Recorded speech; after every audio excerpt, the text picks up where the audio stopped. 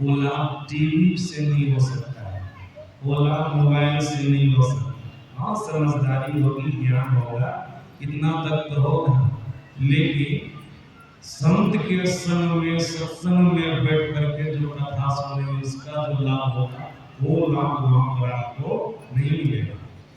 अगर ऐसा होता सभी लोग सुनते समझते अरे टीवी में तो कथा सुनिए रहे, मोबाइल से कथा सुनिए रहे, सत्संग में जाने की क्या आवश्यकता है। हम लोग यहाँ पर जितने आए हैं इतने भी कल कोई आते तो घरे में बैठल रहे, ऐसा नहीं, ये कभी नहीं सोचना चाहिए। हाँ, सुनिए, टीवी में भी मोबाइल में भी ज्ञान होगा, लेकिन सत्संग में आकर के कथा सुनने के विशेष लाभ होगा। सुन रहे थे वो स्वामी तुलसीदास जी महाराज की वाणी, जो संत महापुरुषों के समागम में जाकर, प्रयागराज में जाकर, त्रिवेणी संगम में जाकर, मतलब सत्संग में जाकर संत महापुरुषों के वचनों को आनंद से सुनता है, समझता है और अपने जीवन में उतारता है, तो शरीर का देवोपचार फल को प्राप्त करता है। सुनि समझहि जन विक्रम मज्जहि अति अपराध लाई चारि फल छत्र साधु समाज प्रिय। अर्थ धर्म काम और मोक्ष की प्राप्ति होगी।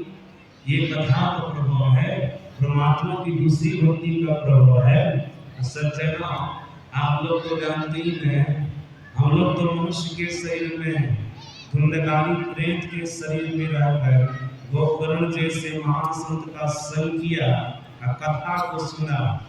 जिस धुंधकारी का कल्याण श्राद्ध कर्म से नहीं हुआ था, पिंडदान से नहीं हुआ था, गया श्राद्ध से नहीं हुआ, उस धुंधकारी का कल्याण हुआ।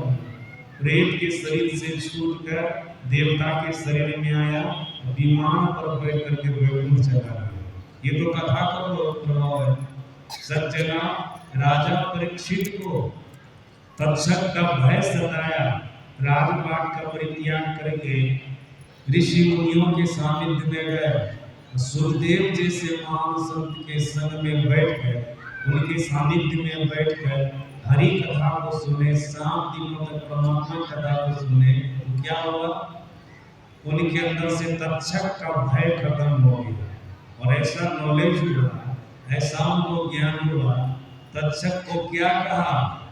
जब भागवत महापुराण को पढ़ेंगे, महाभारत को पढ़ेंगे तो आपको पता चलेगा, तक्षक अब तुमसे हमको भय नहीं है, डर नहीं है।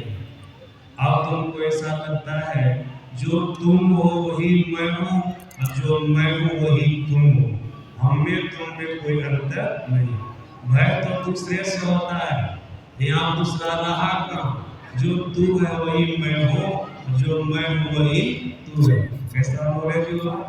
सज्जनों पहले ये समझ हुआ, ये जानकारी मिली कि सभी मुनि के पुत्र श्रृंगी ऋषि ने हमको श्राप दिया, इसलिए दिया उनके पिताजी का मैंने अपमान किया, उनके पिताजी के गला में मरा हुआ सांप बना दिया, तो स्वाभाविक बात है किसी के भी पुत्र को दुख होगा।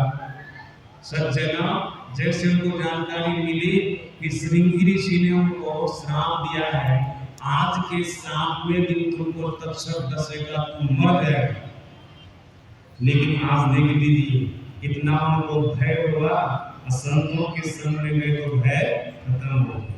कथा प्रसंग को सुना, भय खत्म। सब के अंदर में ब्रह्म का दर्शन करने लग गए, परमात्मा का दर्शन करने लग गए। अपने शत्रु तक्षक के भी अंदर में ब्रह्म का दर्शन करने लगे। ये तो कथा का प्रभाव है, ये तो कथा का प्रभाव है। सज्जन, इतना ही नहीं, खटवान के बारे में आप जानिए।